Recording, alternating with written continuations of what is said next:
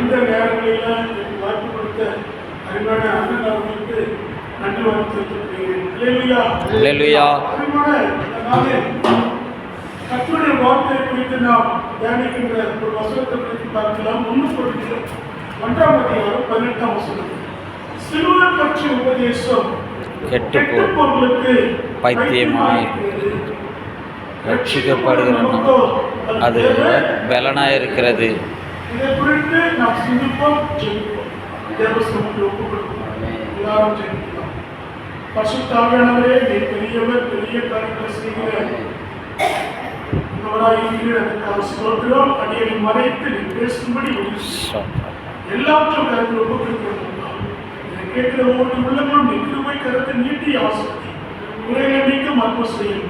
இயேசு கிறிஸ்துவின் நாமத்தினால கேட்கிறோம் ஜீவனுள்ள கருத்துமே. ஆமென். அல்லேலூயா. அல்லேலூயா. அன்பானவர்களே, சிலுவை பற்றி உபதேசம் பார்க்கும்போது சிலுவையை நம் ஆண்டவராகிய இயேசு கிறிஸ்து உனக்காக எனக்காக சிலுவையை சுமந்தார். அப்படிப்பட்ட இரட்சகரை குறித்து அப்போஸ்தலர் பவுல் சவுலாயிருந்த பவுலாயிருக்கிற மனிதர் 1 கொரிந்தியர் பட்டணத்திற்கு எழுதுகிறார். நிறைய பேர் சிலுவை பற்றிய உபதேசத்தை குறித்து நிறைய பேர் சிலவிதமான தவறுகளாக பேசுகிறீர்கள். அவரை குறித்து பலவிதமாக பேசக்கூடிய ஒரு வாய்ப்பு உங்களுக்குள்ள வருகிறது. அது தவறே இல்லை. நீங்கள் செய்கின்ற வார்த்தைகள் அது ஒரு தவறான வாழ்க்கையில் கொண்டு போகிறது. அந்த உபதேசத்தை கேட்கிற ஒவ்வொரு உள்ளங்களுக்கும் பலவிதமாய் காணப்படுகிறது. ஏன்னா அவரை பற்றி அறிந்திருக்கிற பிள்ளைகள் அவரை உண்மையை ஏற்றுக்கொண்டு அவருக்காக ஒப்புக் கொடுப்பார்கள். அவரை குறித்து பைத்தியமாக இருப்பார்கள். சில பேர் அவரை பற்றி அறியாதவர்கள் கண்டிப்பாங்கன்னா பலவிதமாய் பேசுவார்கள் சொல்லப்படுகிறது. அதனாலதான் நல்லா கவனிக்கக்கூடிய வார்த்தை, ரட்சிக்கப்படும் நமக்கோ பலனாயிருக்கிறது. இயேசு என்று சொன்னாவே நமக்கு ரட்சிப்பு வருகிறது. இயேசு என்று சொன்னாவே நமக்குள்ள ஒரு தன்பு வருகிறது, மகிமை வருகிறது, பிரசன்னம் வருகிறது. சீர்கெட்டு போகிறவர்கள் எப்படிப்பட்டதுன்னா அவருடைய வாழ்க்கையில பலவிதமாய் நினைப்பார்கள். கேவலமாய் பைத்தியக்காரன் சொல்லுவார்கள். நல்ல யோசனை உன்னை காப்பாற்றும், புத்தி உன்னை பாதுகாத்து சொல்லும். நல்ல யோசனை உலகத்தில் மனிதனாய் வந்து உனக்காக எனக்காக ரத்த சிந்தப்பட்ட ரட்சகர், ஒரே ரட்சகர் யாருன்னா ஆண்டவராகிய இயேசு கிறிஸ்து. நானே வழியும் சத்தியம் ஜீவனமாக இருக்கிறேன், மறுவாழ்வை கொடுக்கிற கடவுளாய் இருக்கிறேன். நீங்கள் வந்து சீர்கெட்டு போகக்கூடாது. நீங்கள் வந்து பலவிதமான துன்பங்களை அனுபவிக்க கூடாது என்று சொல்லி நம் ஆண்டவர் பலவிதமான வசனங்களில நமக்கு ஆறுதலும் தேர்தலும் கொடுத்து நமக்குள்ள ரட்சிப்புக்குள்ள கொண்டு போக அவர் சுத்தமுள்ளவராய் இருக்கிறார். அல்லேலூயா. அல்லேலூயா. இதனால்தான் அப்போஸ்தலர் பவுல் ஒரு காலகட்டத்தில் யூத மக்களை பயங்கரமாய் கொடுமைப்படுத்துவார். பயங்கரமான கிறிஸ்தவர்களை துன்பப்படுத்திக் கொண்டு இருந்தார். ஏன்னா அவர் சவுலாய் இருக்கும்போது இயேசு வந்து ஒரு தச்சனுடைய வேலை, ஒரு தச்சனுடைய மகன், ஒரு என்னுடைய குலத்தில் சேர்ந்த ஒரு மகன், அவரை போய் நீங்க கடவுளாய் வணங்குகிறீர்களே என்று சொல்லி சவுல் எனப்பட்டவன் பயங்கரமாய் குடும்பப்படுத்தக்கூடிய ஒரு சூழ்நிலைகள் ஏற்படுகிறது. ஒரு நாள் இயேசு கிறிஸ்து இயேசுவின் பிள்ளைகளை துன்பப்படுத்துவதற்காக சவுல் புறப்பட்டுக் கொண்டு பர்மிஷன் வாங்கிக் கொண்டு போகும்போது இயேசுவானவர் சந்திக்கிறார். அல்லேலூயா. அல்லேலூயா. அல்லேலூயா. அல்லேலூயா. அப்ப சந்திக்கும் போதுதான் நீ யார் என்று சவுல் கேட்கிறார். எப்பதான் சொல்றார், நீ துன்பப்படுத்துகிறே கிறிஸ்து நானே. கிறிஸ்து என்பதற்கு அபிஷேகம் பண்ணப்பட்டவர், ஆசீர்வதிக்கப்பட்டவர். நீ துன்பப்படுத்துகிற கிறிஸ்து நானே என்று சொல்லும்போது அப்பதான் சவுலானவர் பவுலாய் மாறுகிறார். அல்லேலூயா. அல்லேலூயா. அல்லேலூயா. அல்லேலூயா. இன்றைக்கு இயேசு கிறிஸ்துவை குறித்து இந்த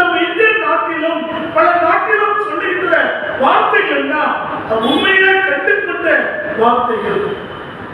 இன்றைக்கு மிஷனரிகள் பல இடங்களில் சுற்றி திரிந்து பல இடங்களில் பல வார்த்தைகளை போதித்துக் கொண்டிருக்கிறார்கள். காரணம் என்னன்னா, நல்லா கவனிச்சு பாருங்க. நீங்க சீர்கெட்டு போவாதீங்க, குடிக்காதீங்க, போதைப் பொருளுக்கு அடிமையாவாதீங்க, நீங்க நல்லா படிங்க, நல்லா வாழுங்க, நல்ல சீருடை, நல்ல ட்ரெஸ் பண்ணுங்க. இந்த மிஷனரிகள் மூலமா அநேக மிஷனரிகள் கற்றுக் கொடுத்தார்கள். அந்த கற்றுக் கொடுக்கின்ற நேரத்துல நிறைய பேர் என்ன பண்றாங்க, கற்றுக்கொண்டு நல்ல ஆசீர்வாதமா இருக்கிறார்கள். இன்றைக்கு நிறைய பேர் கற்றுக்கொள்ளாதனால இன்றைக்கு இன்னும் பாவத்துக்கு அடிமையா இருக்கிறார்கள். கலாச்சாரம் சொல்றாரு 3ஆம் அதிகாரத்துல அறிவு சொல்றாரு 17-16 வார்த்தைகள் சொல்றாரு. காம விவகாரம், கொலை செய்யாத கொலை, விபச்சாரம், பலவிதமான மக்கள் சீர்கெட்டு போய் பயங்கரமான சூழலை வாழ்ந்து கொண்டிருக்கிறாங்க. அதனால சீர்கெட்டு போற பிள்ளைகளுக்கு நல்ல நற்செய்தி என்ன? இயேசுவின் வார்த்தை தான் நல்ல நற்செய்தி. இயேசுவின் வார்த்தை யாருக்குள்ள இருக்கிறதோ அவர்கள் சீர்கெட்டு போகவே மாட்டார்கள். அதனால சீகன்பால் கடற்படையில இறங்கினார். இறங்கி என்ன பண்ணாரு? பைபிள் புதிய ஏற்பாட்டு புத்தகத்தை அடிக்க ஆரம்பித்தார். அநேக மக்களுக்கு நற்செய்தி தெரிவித்தார். ஆனா பெண்களுக்குள்ள படிப்பு என்றது இல்லை. இந்த பெண்கள் படிக்கவில்லை என்று சொல்லி முதல் கல்வியை தமிழ்நாட்டில் பெண்கள் படிக்க வேண்டும் என்று ஆரம்பித்தது யாருன்னா சீகன்பால் தான். அல்லேலூயா, அல்லேலூயா, அல்லேலூயா, அல்லேலூயா. பெண்களும் படிக்க வேண்டும், பெண்களும் வாழ வேண்டும், பெண்களும் ஆண்டவருக்காக ஜீவிக்க வேண்டும், கற்றுக்கொள்ள வேண்டும் என்று சொல்லிதான் திருப்பணி ஆற்றுகின்ற ஒரு மிஷனரியாக வந்த சீகன்பால் தான். இன்றைக்கு சீகன்பால் வரலன்னா இந்த புதிய ஏற்பாட்டை நம்ம படிக்கவே முடியாது. நிறைய பேர் பல கேள்விகளை கேட்டாங்க. வேதத்தின் வசனத்துல இயேசு கிறிஸ்து கேட்டாங்க. வேதப்பார பரிசேயர், இந்த பெண் மோசேயுடைய நியாயப்பிரமாண புத்தகத்தை மீறி நடந்தார், இவன் மீது கட்டளை பிரகாரமாய் கல்லெடுத்து அறிய வேண்டும் என்று சொல்லி மோசேயுடைய கட்டளை சொல்லப்பட்டிருக்கிறது. இயேசு பண்ணாங்க. சில பேர் கேள்விகளை கேட்டாங்க. ஏன்னா இயேசுவை எப்படியாவது சோதிக்க வேண்டும், இயேசுவை எப்படியாவது அவருடைய மனதை உட்படுத்த வேண்டும், இயேசுவை பலவிதமான சோதனைக்குள் உட்படுத்த வேண்டும் என்று சொல்லி நிறைய பேர் வேதப்பாரர்களும் பரிசேயர்களும் சதுசேயர்களும் பயங்கரமாய் காத்துக் கொண்டிருந்தார்கள். ஆனா இயேசு கிறிஸ்து சொன்னார், நீங்கள் யார் பாவத்துக்கு உட்பட்டு இல்லாமல் இருக்கிறீர்களோ, யார் பாவம் செய்யாமல் இருக்கிறீர்களோ அப்போது என்ன இந்த பெண்ணிலே அல்லேலூயா, அல்லேலூயா, அல்லேலூயா, அல்லேலூயா. வேதப்பாரர்களும் பரிசேயர்களும் சதுசேயர்களும் என்ன பண்ணாங்க? ஒருவர் கூட கல்லெடுத்து அடிக்க முடியல. ஏன்னா இயேசு கிறிஸ்துவின் வார்த்தை உண்மையான வார்த்தை, ஜீவனுள்ள வார்த்தை. அவர் வார்த்தை போகும்போதுதான் அங்கே அவர் அற்புதங்கள் சொல்லுங்க. அல்லேலூயா. வார்த்தை சொன்னாதான் தெரியும், சொல்லுங்க தெரியாது. இஷ்டமா நினைப்பாங்க. நீதி உண்மையானது, சத்தியமானது. உண்மையில மனுஷன் பரிபூர்ண ஆசீர்வாதம் பெற்றுக்கொள்வான். ஆனா அந்த பெண் தவறு செய்தது, ஆனா ஒத்துக்கொண்டது. ஆண்டவர் இயேசு சொல்றாரு, இது நீ பாவம் செய்யாதே. நான் தவறு செஞ்சதான், என் குடும்பத்தின் சூழ்நிலை, நான் சமுதாயத்துக்கு விரோதமாக தவறு செய்திருந்தான், ஆண்டவரே நான் பாவம் செய்தான் என்று சொல்லும் போது இனி என்ன பண்ணுங்க? பாவம் செய்யாதே. எப்படி இயேசு கிறிஸ்துவை உண்மையான இரட்சகருடைய வார்த்தை நீ கேட்டு மறந்திருக்கிறாயோ அப்போதெல்லாம் இனிமே செய்வது பாவத்துக்கு இடம் கொடுக்காது. அறிவாளர்களே, கிறிஸ்துவின் உபதேசம் மக்களை மனம் திரும்ப வைக்கும். கிறிஸ்துவின் உபதேசம் அற்புதம் செய்யும். கிறிஸ்துவின் உபதேசம் அடையாளங்கள் செய்யும். அல்லேலூயா, அல்லேலூயா, அல்லேலூயா, அல்லேலூயா. வார்த்தை சத்தியமானது.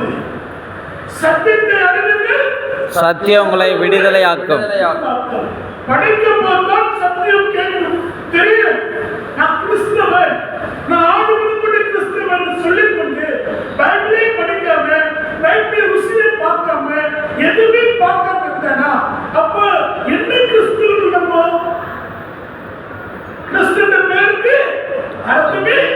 இல்லை. கிறிஸ்துவின் வாயிலிருந்து கெட்ட வார்த்தைகள் புறப்பட்டு வரவே கூடாது. நாம் கிறிஸ்துவில் என்று வாழும்போது ஆண்டவருக்காக ஒப்பு கொடுக்கிற பிள்ளைகளால் ஜீவிக்க வேண்டும். அல்லேலூயா. ஒன்றியவன் ஒன்றாம் வசனம் சொல்லப்படுது.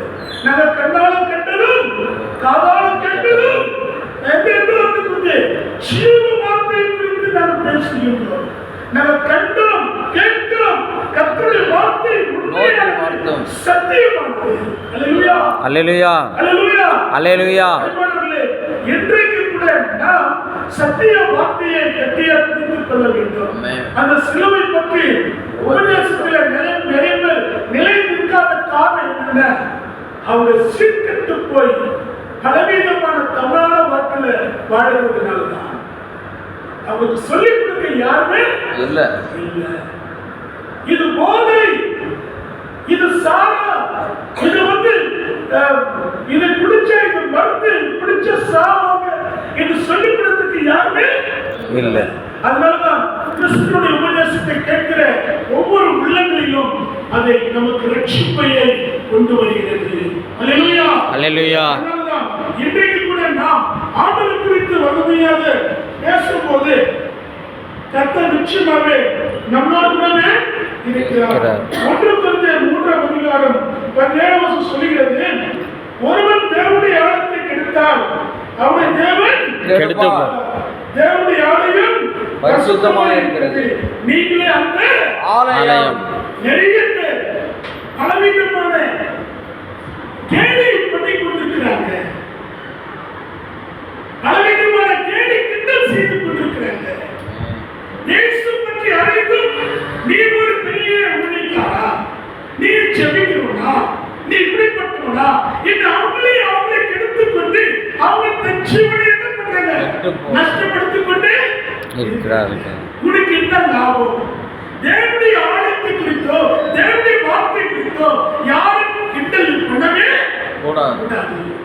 கடவுளுடைய வார்த்தைகளை பேசுகிறவர்களுக்கும் கடவுளுடைய நற்செய்தி அறிவிக்கிறவர்களுக்கும் சுவிசேஷ அறிவிக்கிறவர்களுக்கும் துதியோடு செய்வர்களுக்கும் அவங்க ஊக்குவிக்கிறோமோ சரி, அவங்க என்ன பண்ணக்கூடாது, யாருமே கிண்டல் பண்ணவே கூடாது. அதனால்தான் அவங்க கிண்டல் பண்றதுனால்தான் அந்த குடும்பம் சீர்கெட்டு போய் பலவீதமான சோதனைக்குள் உட்பட்டு நல்ல ஆகாரம் சாப்பிட முடியாம பலவிதமான வேலைகள் மத்தியில் வாழ்ந்து கொண்டிருக்கிறாங்க. ஆனா உண்மையாகவே தேவனுடைய ஆலயத்தை குறித்து தேவனுடைய வசனத்தை குறித்து உண்மையாக கேட்கிற பிள்ளைகளுடைய வாழ்வுல சந்தோஷ சமாதானமா இருக்கிறாங்க. காரணம் என்ன? இந்த ஆலயம் நீங்களே என்று சொல்கிறேன். உண்மையாகவே நம்ம ஆண்டவருக்காக ஒப்பு கொடுக்கிற பிள்ளைகளால் வாழ வேண்டும். கிறிஸ்துவினுடைய உபதேசம் கெட்ட போறனுக்கு வைத்தியம், ரட்சிப்பட நமக்கு தேவ பலன் இருக்கிறது. இன்றைக்கு நாம் ரட்சிக்கப்பட வேண்டும், ஆண்டவருக்கு ஒப்பு கொடுக்க வேண்டும், சிலுவையை சுமக்க வேண்டும், ஆண்டவருக்கு இரத்த சாட்சியாய் மரிக்க வேண்டும். இரத்த சாட்சியாய் எத்தனை பேர் சீடர்களும் இரத்த சாட்சியாய் மரித்தார்கள். இன்னைக்கு ஸ்தேவானும் இரத்த சாட்சியாய் மரித்தார். அப்போஸ்தலன் பவுல் பல பட்டணத்துக்கு நற்செய்தி அறிவித்தவர், அறிவுரை சொன்னவர், சீடர்களுக்கும் மற்றவர்களுக்கும் கிறிஸ்துவுக்கு ஒரு தூண்டுகோலாய் இருந்தவர் அப்போஸ்தலன் பவுல். அவரும் மரித்தார், இரத்த சாட்சியாய் மரித்தார். கிறிஸ்து எனக்கு ஜீவன், சாவு எனக்கு ஆதாயம். இயேசு உள்ள வந்த பிறகு நம்ம சாவுகளை பற்றியோ மற்றவங்க கவலை பற்றியோ மற்ற வேதனை பற்றியோ நினைக்கவே கூடாது. இயேசு நமக்குள்ள இருக்க வேண்டும். அதனால்தான் உண்மை நம்பிக்கையுள்ள சிறையிலே அரணுக்குள் திரும்புங்கள், இரட்டைப்பான ஆசீர்வாதத்தை தருவேன், இன்றைக்கு தருவேன். நம்பிக்கையா போன ஆலயத்துக்கு இயேசு ஏற்றுக்கொள்ளணும்னா நம்பிக்கையை ஏற்றுக்கொள்ளணுமா? அந்த அரண்மனைக்குள்ள போனோம், தேவனுடைய வீட்டுக்கு போனோம், அங்க போனா இரட்டைப்பான ஆசீர்வாதம் கிடைக்குமா நமக்கு? இன்றைக்கு நிறைய பேர் ஆத்துல ஒரு காலு சேத்துல ஒரு காலு, இங்கேயும் போறாங்க அங்கேயும் போறாங்க. அப்படிப்பட்டு இருந்தா என்ன ஆகும்? ஆசீர்வாதமே கிடைக்காது. அதனாலதான் இரட்டைப்பான ஆசீர்வாதம் கிடைக்கிறேன்னா நம்பிக்கையோடு கூட ஆலயத்துக்கு போக வேண்டும், நம்பிக்கையோடு கூட இயேசுவை ஏற்றுக்கொள்ள வேண்டும், நம்பிக்கையோடு கூட ஜெபிக்க வேண்டும், நம்பிக்கையோடு கூட கர்த்தரை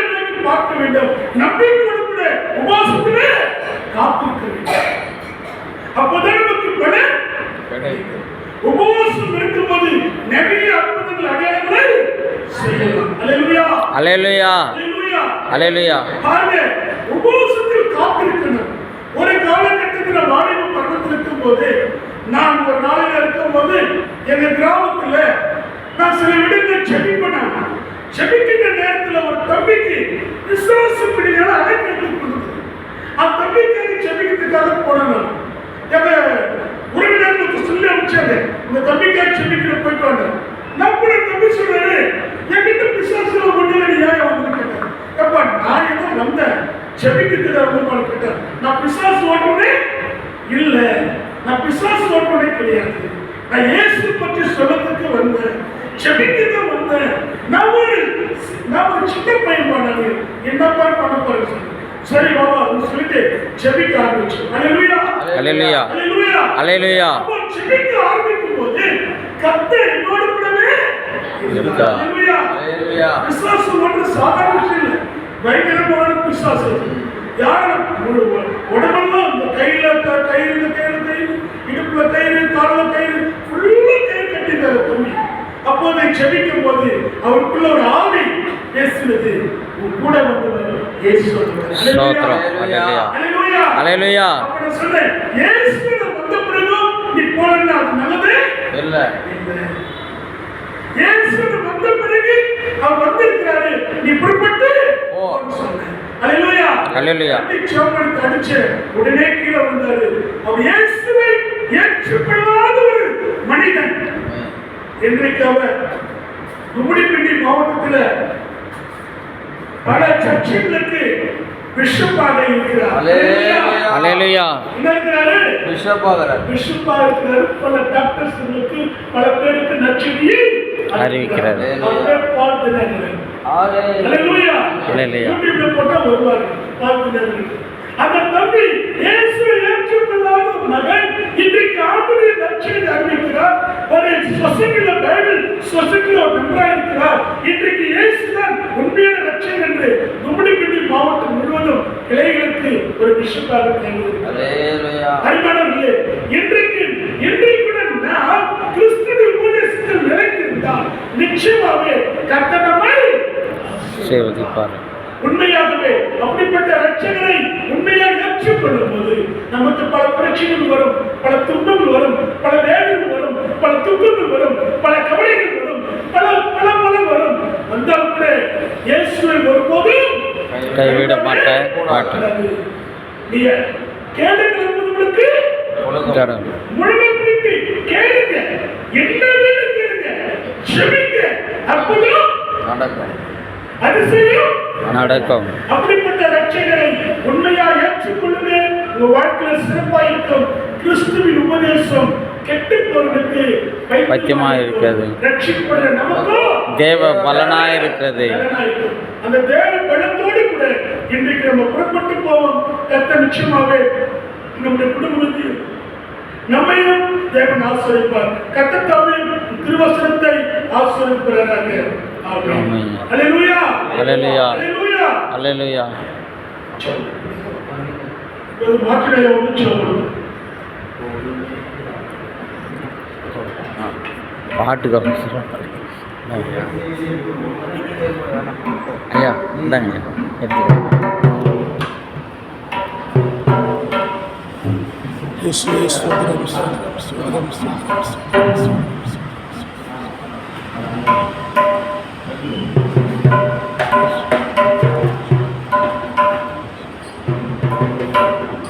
பெரிய காரியம் செய்யும் தேவனே, வந்தாம் என்னையும் நீர் நேசிக்கிறேனையா. பெரிய காரியம் செய்யும் தேவனே, வந்தாம் என்னையும் நீர் நேசிக்கிறேனையா. ஜெயத்தின் ஜெயமே எப்போதும் எனக்கு, ஜெயத்தின் ஜெயமே எப்போதும் எனக்கு. ஜெயித்த இயேசுவின் பதினாலே, ஜெயித்த இயேசுவின்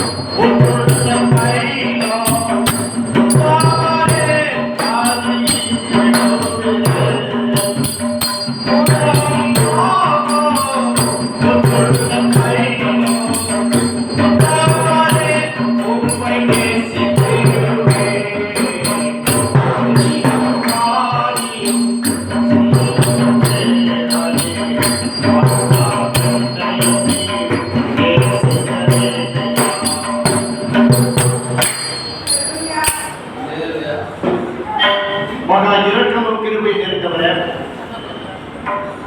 சிலுவையை சிந்திக்காதவர் சிந்தனையில் ஜெயிக்க மாட்டார் என்ற வார்த்தைக்காய் சோதனை.